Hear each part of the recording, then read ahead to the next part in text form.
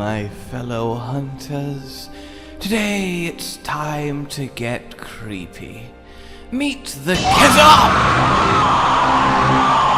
Can you not meet the Khezu? Stop! Meet the Khezu! Meet the Khezu, meet the fucking Khezu! And his cousin Gigginox, but we'll get to him later on. For now, it's time to talk the Rubbery Screamer, which incidentally I'm also thinking is a fantastic villain name. Khezu then is the shadow in the mountain, the charging wyvern. He is, well, divisive, I would say. Some appreciate him for the ghostly spectre creeping along walls, slowly but surely approaching before... Who would have thought drinking creepy cave water would lead to this? But then other people kinda see him and have a sort of... Really? What is... What? So I think we should start by getting this out the way. Many people believe that Khezu is, of course, based off a... But what? No, I'm what? No, I'm saying a... Who? What? It's not, no, it's not like that. I don't know what, a giant, long... Oh my god, who is... Stop doing that! I'll stop. I'll stop. No respect. No respect. Look. A lot of people think that Khezu is based off a leech, and it's a fairly valid comparison. In fact, there's also a school of people that believe it is based off the ghost slug. Ghost slug. Ghost slug. Ghost slug. Which is a white... Okay, check. Blind. Okay, check. Lives underground. Check. Is carnivorous. Check. But it was discovered after Khezu was originally made, so it's more than likely it's got lamprey roots. I mean, look at the mouth of a lamprey. It suckers onto you with those circular jaws and then just slowly scrapes away at your flesh and drinks your blood. But the true source of Khezu is said to be a nightmare that one of the developers had. Oh, you touch my tra-la-la. So what makes this haunter of dreams? Well, exactly that. They are wholly unique. Little chubby balls of blubber coated in a thick layer of fat that insulates them in the stark colds of the caverns and underground passageways they call home. Nestled in rock crevices, they spend their days crawling along ever so softly, quietly, on ceilings and wall, looking for that next victim. Completely blind, they sense the world for an impeccable sight. An impeccable combination of smell and hearing, constantly sniffing to see who might be unfortunate enough to be nearby. If you ever think you're alone and hear ever faintly on the breeze, run.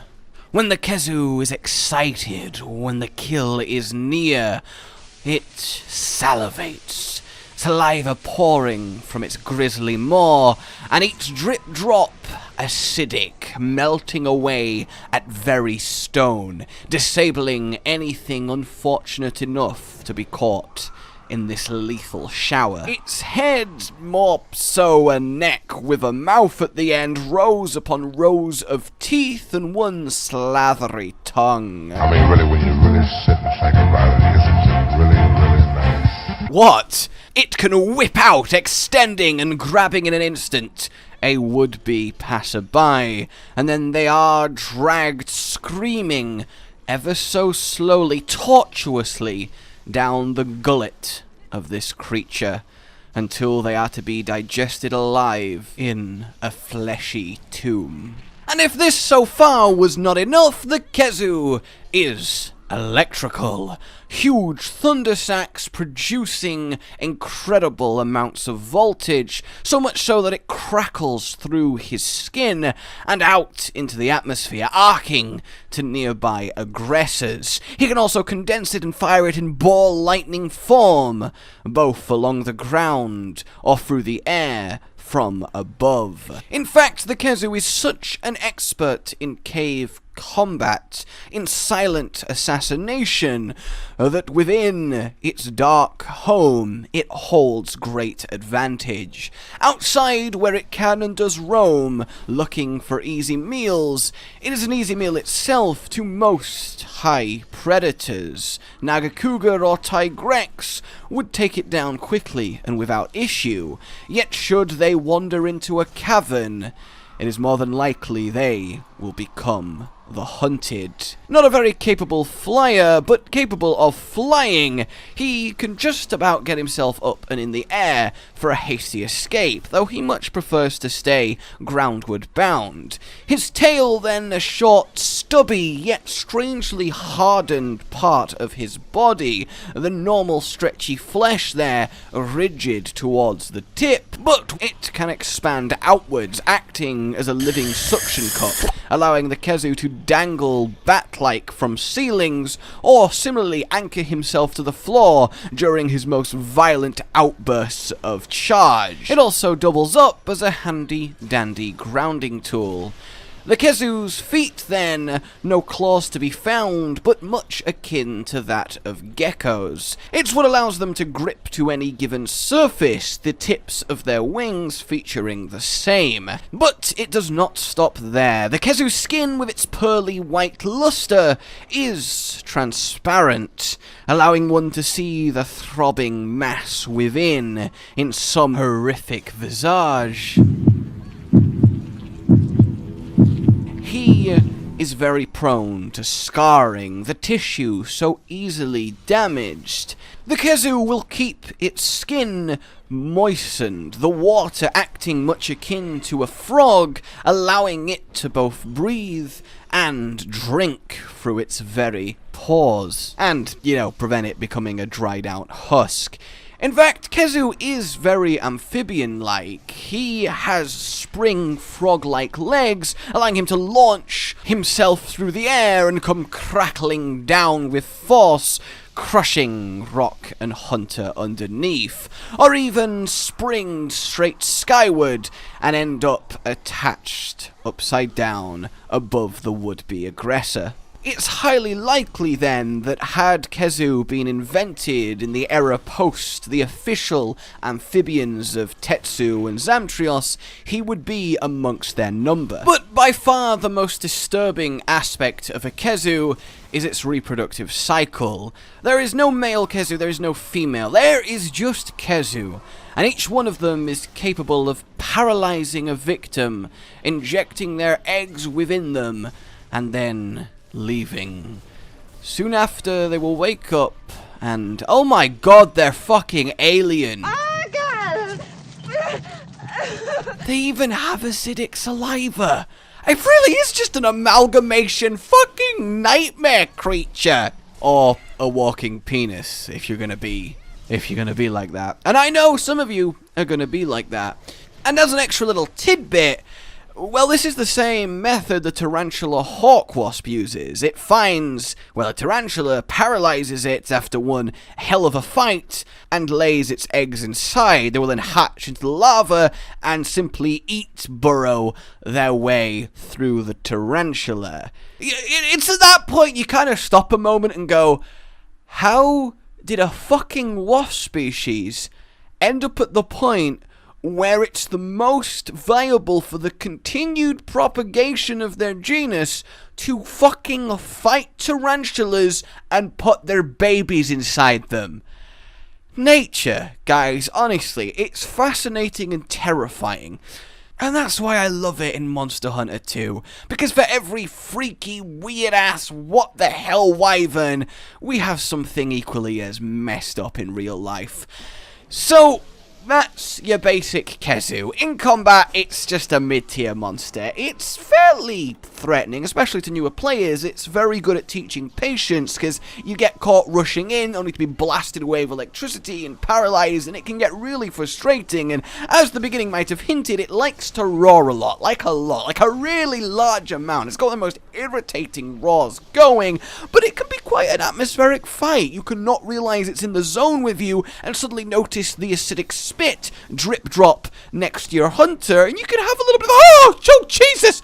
And I appreciate Khezu at the time. Now, but look, I'm glad he exists. He does offer a unique experience. Really, well, mostly a unique experience. At least he did, until his friend came along. But of course, before we talk that, we need to look at Khezu's theme music, which is quite possibly the best in the entire Monster Hunter. It really does, like, I get emotional when it's so powerful. It just reminds me how empty life is. So yeah, Khezu, silent theme song, adds to his creepiness, but it is weird. You're so used to these epic, pumping battle musics, and then you get nothing. But hey, it's memorable, right? There's also a red Khezu, which is better with thunder and a bit faster and stronger. It's red. It's now red. You got red on you. So, moving on then to the Gigginox. A white, blind, cave-dwelling wyvern. Look, it's essentially for many people a better Khezu. It came generations after it, and it shares the same general structure and frame with the likes of Tigrex, Nagakuga, and Barioth, I guess. And it kind of gets forgotten about. It was only in the third generation, and I think it's a crying shame. It really is a lot worth looking at here. In the general sense, it is lithe to Khezu's bulk, flat instead of round, no layers of blubber, no see-through skin, no moistened body. It presses itself against any given surface, still blending in, waiting for the right moment to strike. It is agile, where Khezu is slow and deliberate. It is fast, where Khezu is lumbering, outside of the froggy jumps, which are relatively quick. But Gigginox is going to be there doing flips and just generally being a much bigger nuisance. One moment you're looking at it, the next it's behind you. You kind of have a yin-yang situation, but it does of course go deeper. For example, instead of gecko feet, it is more akin to a spider, with thick, bristly hairs that anchor it into surfaces, giving it its full spectrum of movement. Its body then deliberately fashioned so that one can tell not whether it's head or tail currently facing you, near identical at both ends. This causes monsters to react fearfully. A previously bold attempt on a Gigginox's life ends in fleeing as the would-be attacker thinks there are two instead of one. Defensively, it works quite nicely too, because if something lunges and grabs you by what it thinks is the head, but it's actually your tail, suddenly you have room to, well, try and survive. It has these lovely purple markings that glow eerily in the gloom, a purple light spelling your doom. Its body then distinctly two colours, the underside red in stark contrast to the pale white above. Gigginox is a quirky little creature. The tail then hides a much deadlier secret. It can lay a little sack of poison, purple and pulsating, that will pop with powerful potence, perforating people that potentially pose a problem, and they will melt as the toxin overcomes them. It really is a potent venom, a step above what you'd find in creatures such as a Rathian. But there is a second option, for the Gigginox can lay a different type of sack, this one a more traditional egg variety. Once this has been completed. You now have a little spawner of death, in that it spawns little bringers of death. The Giggy, the juvenile form of the Gigginox, and the most adorable little creature crawlies that are gonna suck out your heart. They are quite amusing. They flail around, flop, leap at you, attach, and suck your blood, filling up like a balloon as you watch. I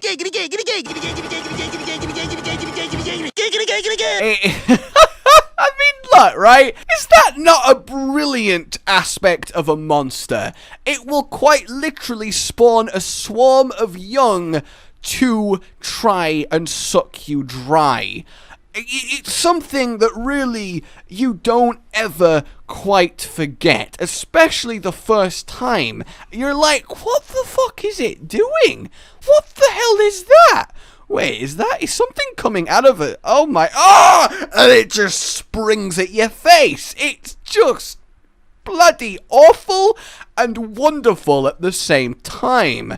It's able then to shoot out poison in various forms and balls to clouds, and look, you spend a lot of time poisoned fighting the Gigginox, like a lot of time, like an irritating amount of time. Like, it ruins hunters. Like, the amount of hunters that have to go to AA meetings, Antidotes Anonymous, it's just, they need it. It becomes a lifeline to them. Support your local Gigginox Killing Foundation today. This then is the Creeping Venom Wyvern, and it's a very apt name. When he enrages, his white turns dark, almost black, giving him this beautiful color scheme and changing his entire hit zone, so you have to respond on the fly, and generally he's a much higher tempo fight, but look, it depends where you lie. Do you want more slow and deliberate, a more suspenseful back and forth, where it feels almost like turn-based combat with Khezu, as you have this eerie silence? Or do you want a more intense back and forth ballet-like dance, as you desperately avoid poison and flips and babies? There's merits to both of them, there really is. Look, I think they both are very deserving, and I think it's really awesome that with the same base concept of blind, cave-dwelling flying wyvern, you have two similar, yes, but in the good ways. They're related, but such vastly different both creatures and experiences gameplay-wise. I'm really happy both of them exist. Do I find both of them a pain in the ass to fight now? Not through any difficulty, but just through sheer irritating poison, screaming, and just, yeah, sure. But did I adore both of them the first, well, quite a few times? Yeah, again, I did. Khezu was wonderfully out of nowhere. So who wins in your book, Khezu or Gigginox? In World, it would be super hard to choose the one you'd want, right? I think both have a possibility, and look, if we do get a snowy map, which we should, right? We really, a monster without a snowy map is weird. But if we do, I hope dearly it does have a proper cavernous cave network, because we kinda don't have that, at least in a real tangible way on any of the maps. There is caves, there is bits of underground, but nothing expansive, nothing that feels like you could get lost in them. And you could add a Khezu. He's a flying wyvern, we have the skeleton, we don't need to add anything new like we would for Gigginox, and I think him rendered in World could be something special. I think he'd benefit more than a lot of monsters from that higher fidelity. I mean, his see-through skin into his fleshy innards would just look so beautifully disgusting, wouldn't they? But honestly, both of them would do very well as a prime monster on a potentially snowy type edition, and that's kind of where I'd see them. I think they're both definitely unique enough to add meaningful variety, and I would not be against nor disappointed if either one got its look in World. So, there you go, everybody. My name has been Josh. Like if you've enjoyed this. Let me know what you'd like to lore next week. Hopefully it won't be quite as disturbing as what we've experienced today. I will see you soon. Goodbye. Oh, and by the way, there is a subspecies of Gigginox called Baleful Gigginox that uses lightning instead of poison, but like, he's totally just trying to be Khezu at that point. So fuck that guy.